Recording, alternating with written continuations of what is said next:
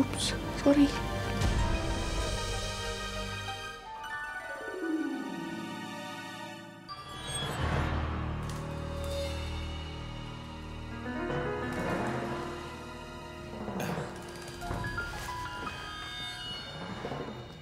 Salma, Rehan gimana? Alhamdulillah Rehan udah sadar, Mas. Alhamdulillah ya Allah. Ya udah kalau gitu aku lihat Rehan ya. Syifa, ayo kita lihat ke Rehan.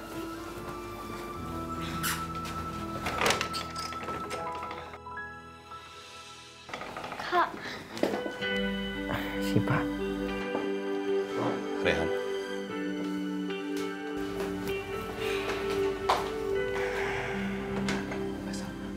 Ya. Maaf ya, aku nggak sempat ngasih tahu ke Mbak kalau Mas Fakih maksa nunggu di sini sampai Rehan baikan. Nggak apa-apa. Mas Fakih kan ayahnya Rehan. Dia pasti sama cemasnya sama Mbak. Ya udah, Mbak mau siapin makanannya buat Rehan. Oh ya udah, Sisi ikut bantu ya. Ya.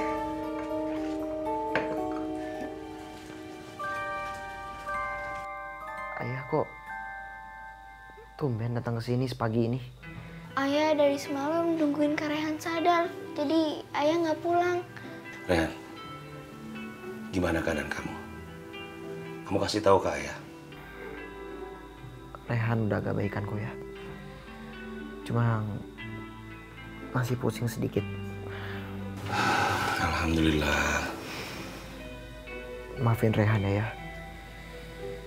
Pasti ayah cemas banget ya. Rehan, orang tua mana yang nggak cemas kalau anaknya kena musibah? Makanya ayah pengen kamu cepet-cepet pulang. Tinggal sama-sama ayah, biar ayah bisa tenang. Meskipun Syifa seneng tinggal di sini, tapi kan lebih nyaman di rumah sendiri, di tempat kita selama ini tinggal.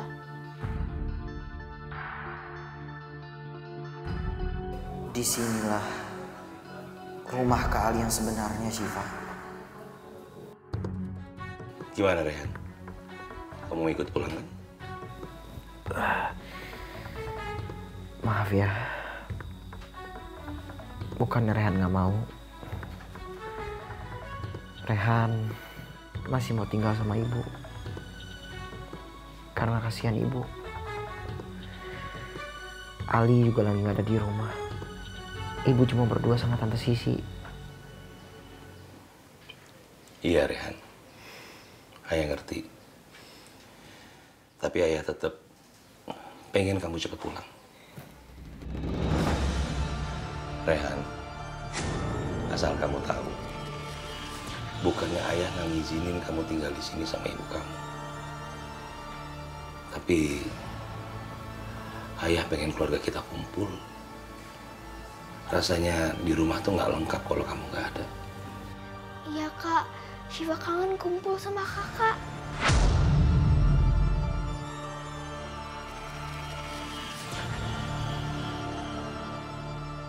Kalau gitu, kamu banyak istirahat di sini.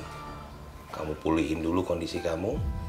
Kalau ada apa-apa, kamu telepon ayah, ya? Insya Allah ya.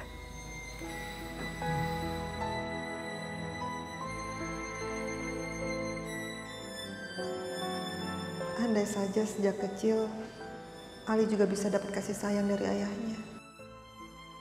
Mungkin Ali akan sebahagia Rehan yang bisa diperhatikan ayahnya seperti ini.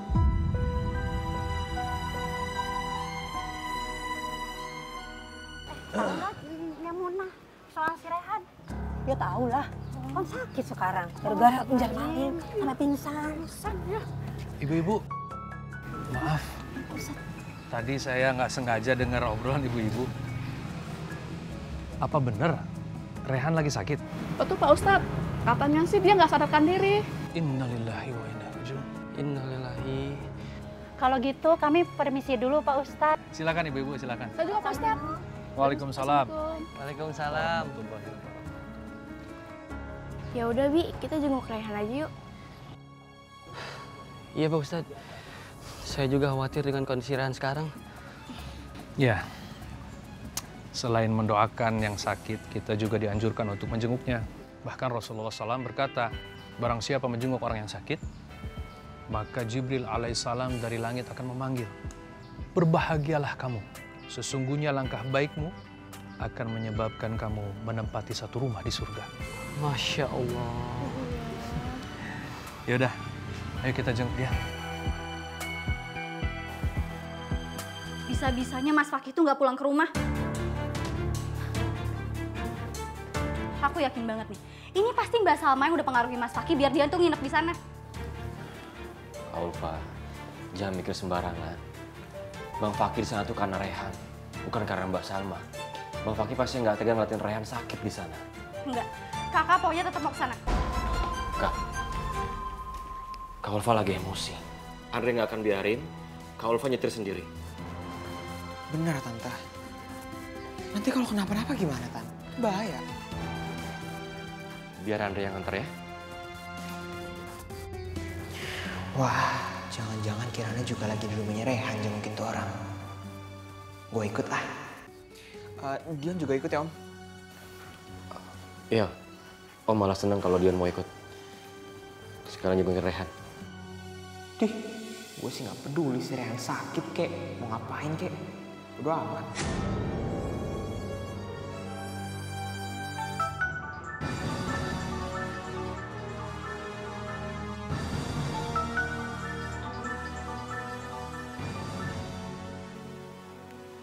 Kenapa teleponnya nggak diangkat, Tante? Enggak, teleponnya nggak penting. Yaudah yuk. Tumben banget Tante Ulfa nggak ngangkat telepon. Pengen curiga deh. Tapi udahlah ya, bukan urusan gue.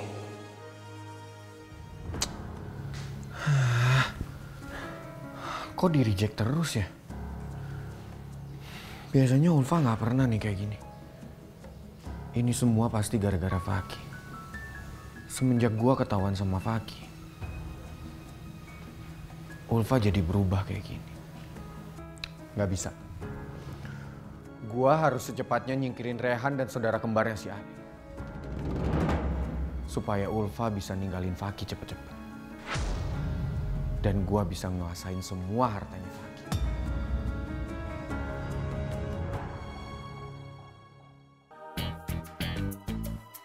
Ini kita gimana ya? Pasti orang sakit kagak bawa makanan sih. Ya, tapi gue bokeh, jangan ada duit. Sama sih. Gak usah pada kompakan ngeliat ke saya. Sudah terpampang jelas di muka saya kalau nasib kita itu sama. Apa sih? Udah, ini Kong Romli apa-apaan sih nih Kong Romli? Gua mau ketemu si Rehan. Wah, tumben banget, baik-baik sama warga. Peduli sekarang nih ya? Gua nggak peduli. Gue mau ketemu si Rehan. Gue cuma mau tanya kambing gue kemana. Itu doang. Tunggu dulu dong. Nggak sekarang waktunya Kong Romli. Kong Romli ini salah. Rehan ini lagi pingsan loh Kong Romli. Ah, udah mikir. Kong, dengerin saya dulu.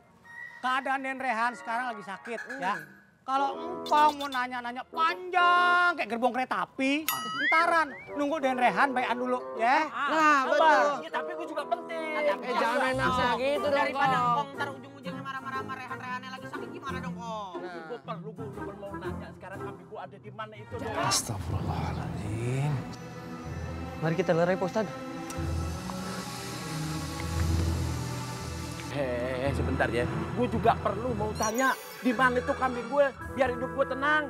Aduh, biar gue nggak penasaran. Engkau kan orang tua, kudunya bisa nyontoin sama kita yang muda.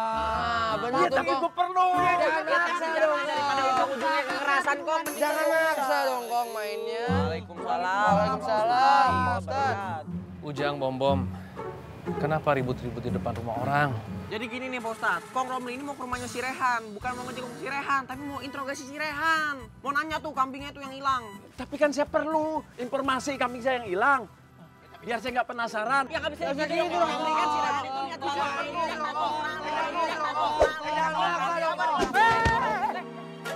Cukup, gak usah ribut-ribut lagi.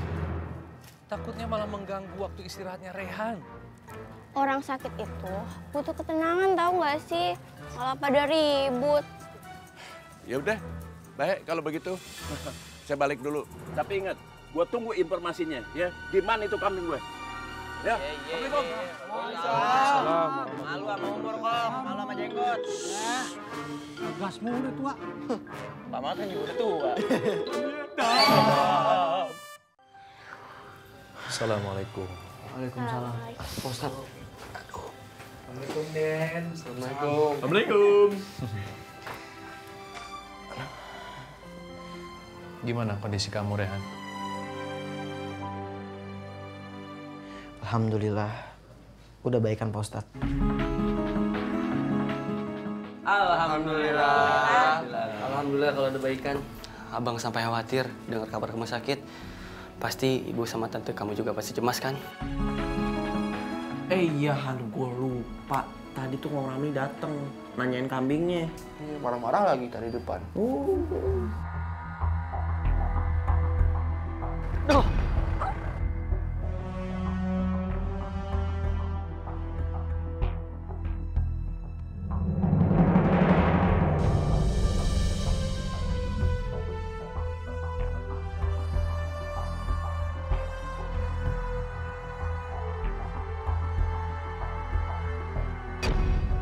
Semalam aku sempat ngeliat plat nomornya tuh.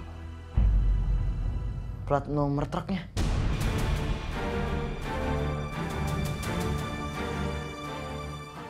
Oh, catat nomornya. Pakai HP lu aja udah. Ketik. Iya. Berapa? Udah berapa nomornya? Sini.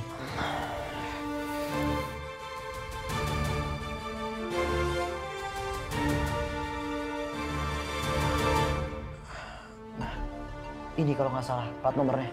Wih, cakep. Biar kita lacak itu plat nomor buat cari tahu siapa pemiliknya.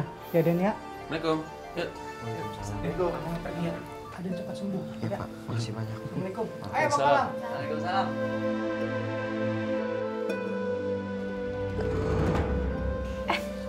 Kamu kenapa? Ada yang sakit? Aku bisa bikin kamu lebih cepat sembuh.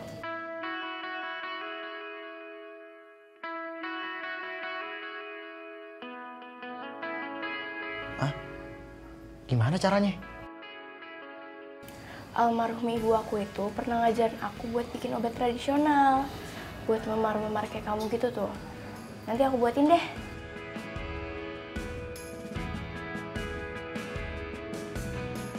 Ya sudah, kalau begitu kami pamit pulang dulu. Iya Pak Ustadz, makasih banyak. Assalamualaikum. Waalaikumsalam. Sembuh ya, Ria. Terima kasih. Waalaikumsalam.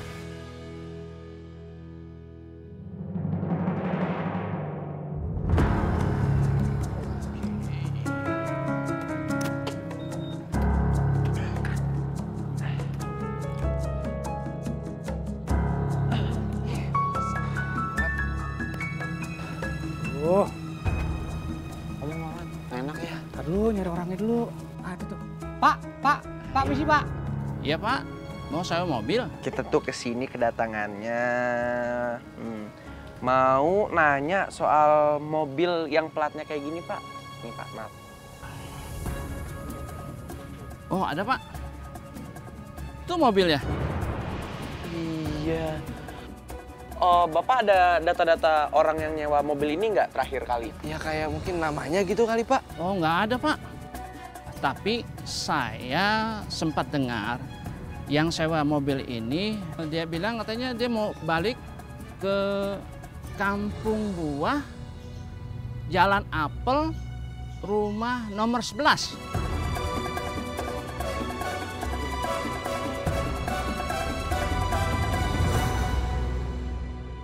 Ya, halo.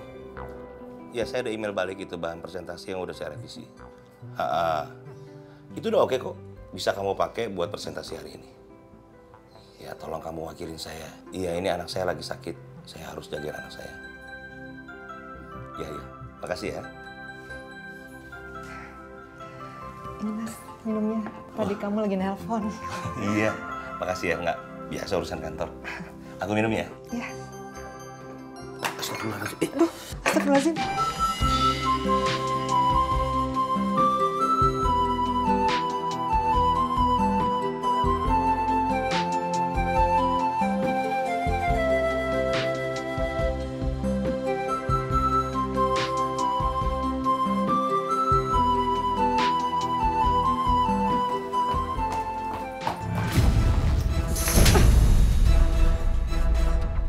Dasar kamu ya perempuan, perebut suami orang.